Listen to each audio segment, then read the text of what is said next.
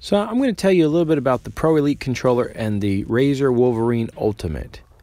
I've had both of these controllers now. I've had two of the Elite Pro, and I like it. And once you start using this, you have to keep using it. The precision with the thumbsticks, it becomes a must-have. I like putting the short thumbstick on the left and the longer one on the right. Now the buttons, they feel like normal Xbox buttons, the X, Y, A, B. And you have these different D-pad interchangeable clips, and a lot of people know this already. I kind of like just the regular one, you know, maybe if I was doing fighting games, I could switch. I've had problems with my first controller where the right trigger broke. The paddles on these feel great. They're positioned in a great spot. On my first Elite, the rubber, the grip actually started to peel off, and that was kind of annoying. That was the first problem I had with my first controller. It seems like these controllers, they've only lasted me about 6 months before they start breaking. This one right here, after I filmed this, the A button just broke, and the audio had stopped. The mic audio had stopped working. One of the things I liked about the Wolverine here, there's controls at the bottom to control your mic and your audio, mute yourself, also to reprogram buttons. Now the D-pad and the thumbsticks feel just like the Elite Pro, and that's what I wanted the most.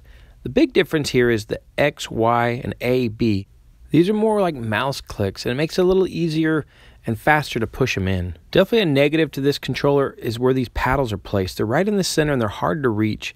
It's also hard to differentiate which one you're pressing. I do like these extra little buttons on top. The hair triggers work great. I pretty much leave those on constantly. And one of the things I wanted to tell you about is one of the paddles, when you hold it down, it actually decreases your aim by probably 50%. And the reason for that is so that you can snipe better. Now, I'm not much of a sniper, so I don't use it that much. Plus, it's a little hard. Maybe if I had long fingers, I could reach it a little bit easier. I did try to see if I could move the thumbsticks over. They do not fit. They're a different size. So this next part may be a big negative for you with the Wolverine. It's wired only, and they say they do that so you have quicker reaction time. Plus, you're not going to have problems with other people's wireless controller if you're in the same room, especially like if you're in a tournament. So I'm going to switch over to some gameplay footage and show you what it's been like with me using this new controller.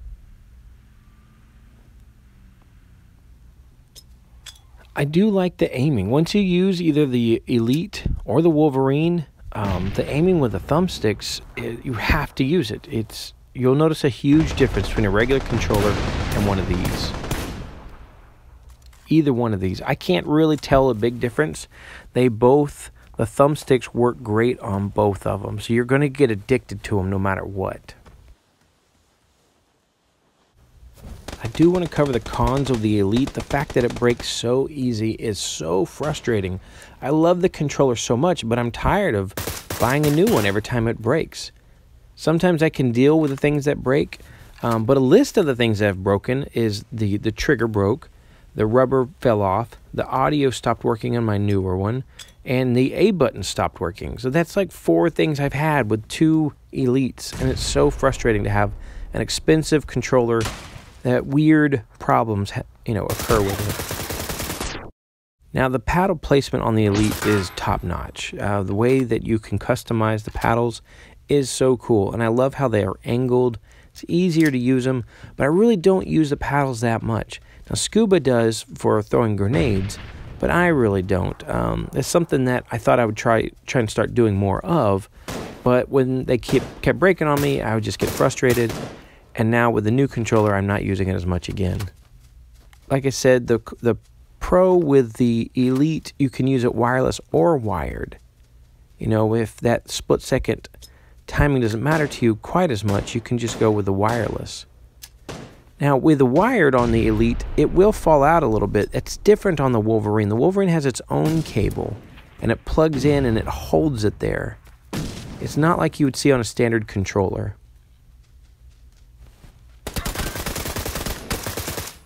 So, like I've said in the past, over and over and over, once you start using either one of these controllers, you're going to get addicted and you're going to feel like you just have to. But my biggest con of the Elite is the durability. The durability is it just can't stand up for long periods of use. And it's kind of sad because it is a great controller, and it's expensive. But that is what led me to the Wolverine. So let me talk a little bit more about the Wolverine now. Now, I'm not putting this as a pro or a con because it may just be me, but I feel like my hands don't sweat as much when I'm using the Wolverine. When I play with the Elite, my hands will sweat a lot, and it's hard to hold it. I know that's a weird complaint, but I don't know. That's just for me. Maybe other people have experienced the same thing. I'm not sure. The buttons on the Wolverine are easy to remap. There's a setting on the controller where you hold it down and you press the button that you want to remap it to, so you can remap on the fly, and that's kind of neat. There's another button on the Wolverine that at first I thought I don't really have any use for this, but you could increase the game volume. It's either 4 or 5 times, and you could raise it or lower it. And at first I didn't like that, but sometimes I don't want my sound too loud. And then other times when I'm trying to listen for footsteps, I do want to bump it up. And instead of like reaching up and grabbing my my headset, and turning up the volume analog style, I can just press a button on the controller and it bumps it up, and I can hear the footsteps a little easier. And I like that. That actually was very handy. Now, if you sit far from your TV, this may not work for you, but the wire, it comes with its own wire, and it clips into the controller a little bit so it won't fall out so easy. And I do feel like the thumbsticks are just as good as the Elite. I haven't had any issues with that. I said earlier there is an extra button to slow down your aiming for sniping. I should let Foulmaster borrow this controller for a little while and see if that actually helps his aiming for sniping. But right now I can't really comment on how great that works. Oh, I got shot in the face. So it doesn't help you if you're going to get shot in the face, though. The controller's not that magical. But the con with this, I said those paddles are hard to reach. I wish they would bring them a little, if they would angle them out, it might make it easier. But being right dead in the center of the controller makes it difficult. I have noticed that my reaction time does seem a little bit better. I feel like I'm more in tune with the game. I'm able to do what I want a little bit better. This match here was part of my first day of even using the controller.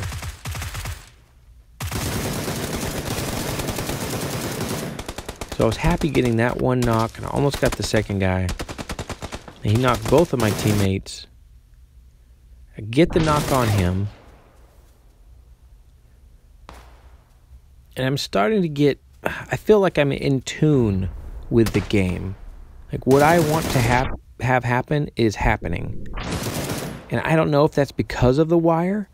My response time is I'm faster. I can do exactly what I want. I don't know. It's hard to put my finger on exactly. I do like the fact that the buttons, I only have to push them all about halfway. And I think that does make a difference. Those small split seconds here and there is making a difference. There may be a combination of multiple factors that are making me feel more in tune with this controller. Also, I don't know, maybe I'm just a little biased. I'm just getting frustrated with the Elite. Even though I do feel like once you start playing it, you just can't not use a regular controller again. It is that much of a difference. I don't know. I've been impressed with the Wolverine so far. It does have its issues. It's not a perfect controller, but if it will last and not break so much, I'll be totally happy with this controller. So my final verdict on these controllers, the Elite, once you start using it, it's going to be a must-have for function. It does break way too easy. It's easy to reach the paddles. There's a lot of positives to it. But the Wolverine has the same great functions. Seems like it's built better. And the only negative is it's hard to reach those paddles. But to me, that doesn't matter. I like the Wolverine. And it's going to be my new controller for the foreseeable future.